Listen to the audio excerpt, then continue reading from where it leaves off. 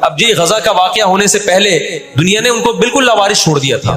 ساری دنیا اسرائیل سے، ہمارے ملک میں اسرائیل کو تسلیم کرنے اور اتحاد کی باتیں شروع ہو گئی تھی. اس جنگ کے بہت زیادہ نقصانات ہوئے ہیں، لیکن اس کا ایک فائدہ بھی یہ ہوا ہے کہ اسرائیل کا ایشو دوبارہ دنیا میں کھڑا ہو گیا ہے. اب اتنا آسان نہیں ہے اسرائیل کو تسلیم کرنا.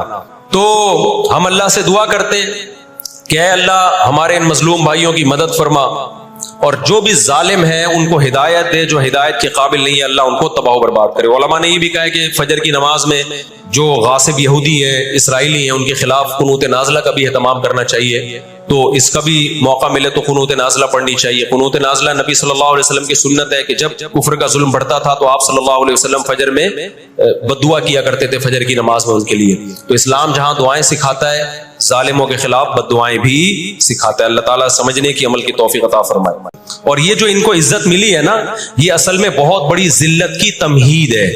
جب کسی کی بہت بڑی بےزتی کرنی ہوتی ہے تو اس کو پہلے بہت زیادہ عزت دینی پڑتی ہے. میں اکثر ایک واقعہ سناتا ہوں. ایک آدمی گیا کسی محلے میں، آ کے کہنے لگا اللہ کا شکر ہے اس علاقے میں میری عزت نہیں ہے. لوگوں نے اس میں شکر ادا کرنے کی کیا بات ہے؟ اس نے کہا اگر عزت ہوتی تو آج میری بہت زیادہ بےزتی ہو جانی تھی.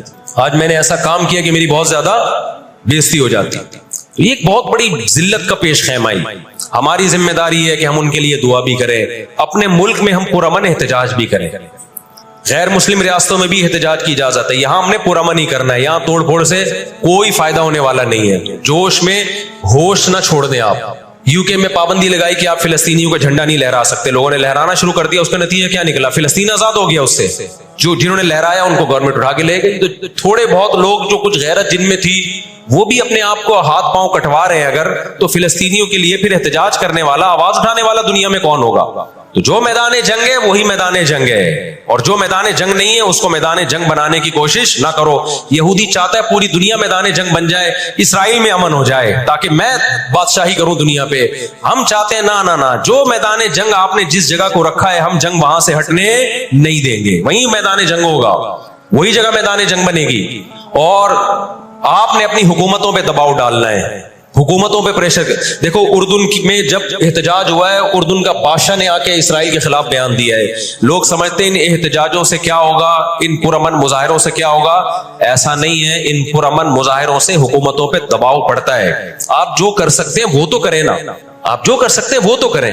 اور احتجاج اور مظاہروں کی کال سیاسی جماعتیں دیتی ہیں، مفتیان کرام نہیں دیتے. لوگ مجھے کہہ رہے ہیں آپ بلاؤ احتجاج کا دھرنا ہم آئیں گے. مجھے پتہ ہے 4 آدمی بھی نہیں آئیں گے، 4 آدمی بھی نہیں آئیں گے ہمارے دھرنے پہ. یہ سیاسی جماعتوں کا کام، اور سیاسی جماعتیں بھی کر رہی ہیں، لیکن اور زیادہ کرنا چاہیے. حکومتوں کے کام ہوتے ہیں. سیاسی سطح پہ جو احتجاج جب گورنمنٹ لیول پہ ہوتا ہے وہ پاورفل احتجاج ہوتا ہے. اور حکومتیں احتجاج جب کرتی ہیں جب ان کو پبلک کا ڈر ہوتا ہے. تو آپ سوشل میڈیا پہ، فیس بک پہ آپ احتجاج کے ذریعے دنیا کو دکھاؤ ہم فلسطینیوں کے ساتھ ہیں. اس سے فلسطینیوں کو بھی سکون ملے گا کہ دنیا نے ہمیں یتیم اور لاوارث نہیں چھوڑا.